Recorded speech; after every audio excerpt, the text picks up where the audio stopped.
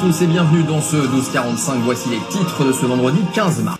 On va rester dans l'habitat avec la bonne idée d'un charpentier de Dordogne. Pour répondre à la demande de sa clientèle, il s'est mis à créer des maisons en bois dans les arbres.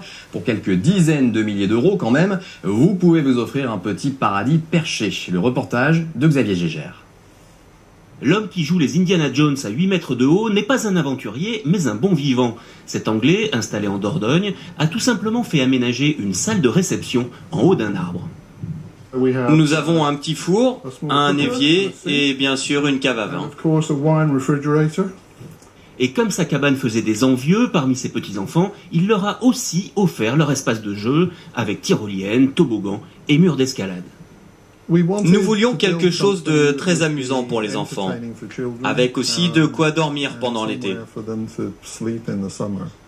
Celui qui est à l'origine de cette aventure, c'est ce jeune charpentier de 27 ans. Il y a 10 ans, il se lance sur un créneau plein d'avenir, l'hébergement insolite. Aujourd'hui, il emploie 35 personnes et réalise une cinquantaine de cabanes par an.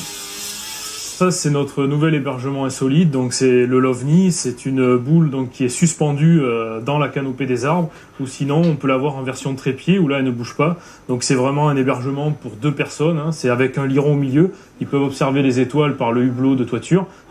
Chacune de ces cabanes est unique, fabriquée en bois, entièrement à la main dans les règles de l'art. Très prisées des professionnels du tourisme, ce sont de véritables invitations au rêve. Un rêve qui a un prix, entre 20 et 100 000 euros, mais un rêve quand même, la preuve avec ses répliques de châteaux médiévaux.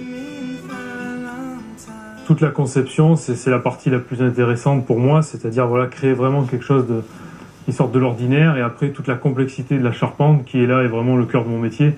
Il paraît qu'il faut parfois prendre de la hauteur dans la vie, c'est valable aussi pour se ressourcer. D'ailleurs, le spa n'attend plus que vous.